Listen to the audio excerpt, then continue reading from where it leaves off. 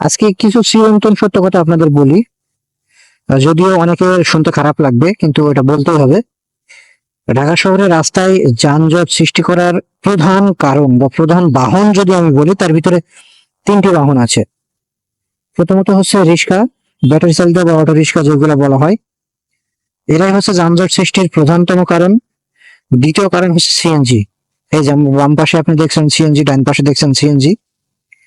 এরা যদি আপনার 1 বিঘা জায়গা পায় কোন রকম, ওই 1 বিঘা জায়গার ভিতরে সামনে চাকাটা ঢোকায় দেয়, যার কারণে পিছনের গাড়িগুলো আগাইতে পারে না।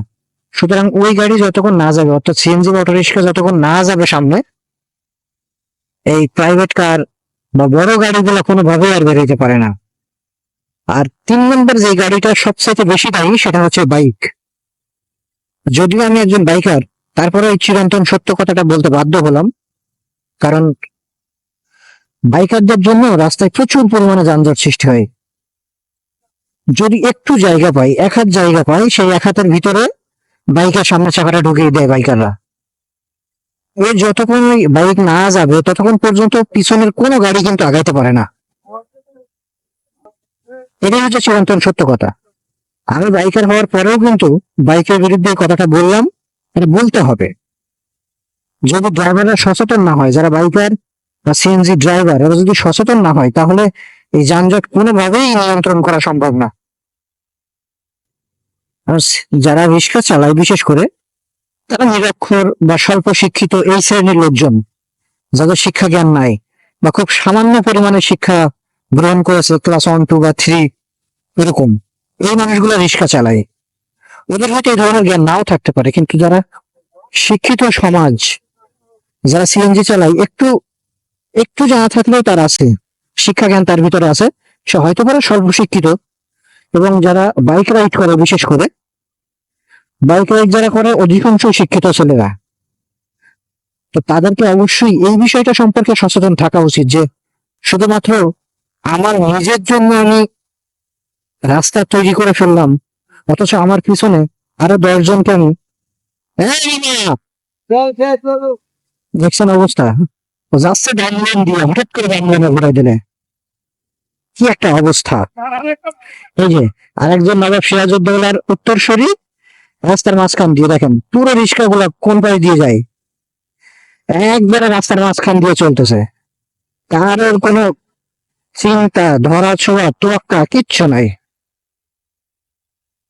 আমি একটু আস্তে আস্তে যাইতেছি আপনাদের দেখানোর জন্য। দেখেন, 2টা লেন, মাঝখানে লেনের উপরে উঠাই দিছে এরা।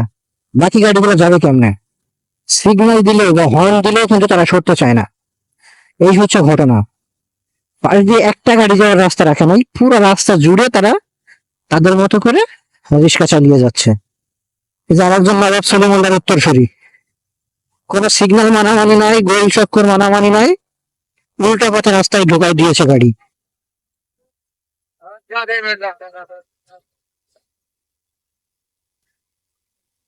ঢাকা বিশ্ববিদ্যালয় এলাকায় দোয়েল চত্বর আপনারা দেখতে পাচ্ছেন।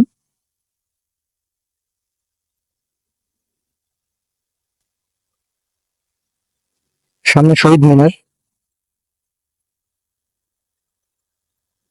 মানে মেইন রোডে যখন জ্যাম থাকবে, তখন এই ঢাকা বিশ্ববিদ্যালয় এলাকার ভিতরে আপনি ঢুকতে পারবেন না।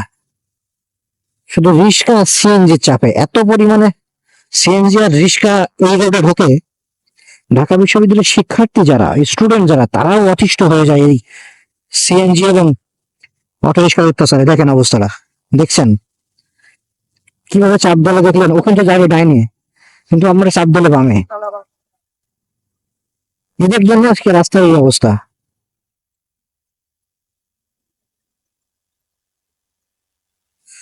ও,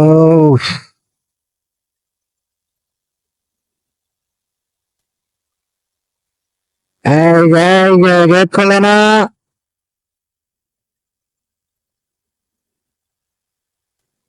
রাস্তা মেইন রোডের ভিতরে গেট খুললে হবে?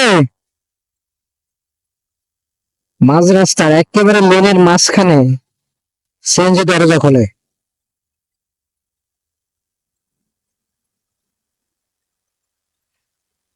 আমার নিঃশ্বাসে হেলমেটের গ্লাস ঘোলা হয়ে যাচ্ছে।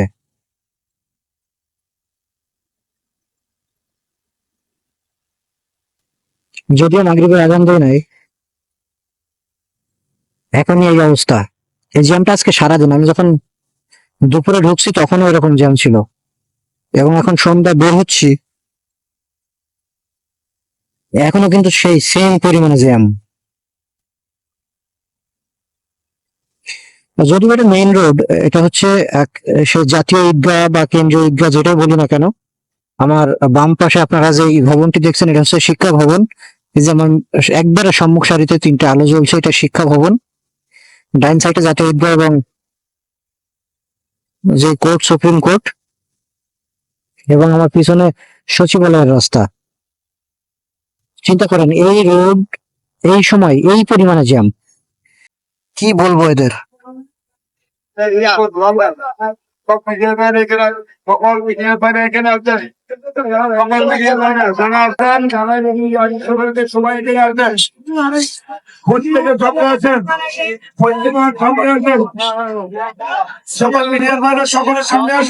শহীদ মিনারে এসেছি।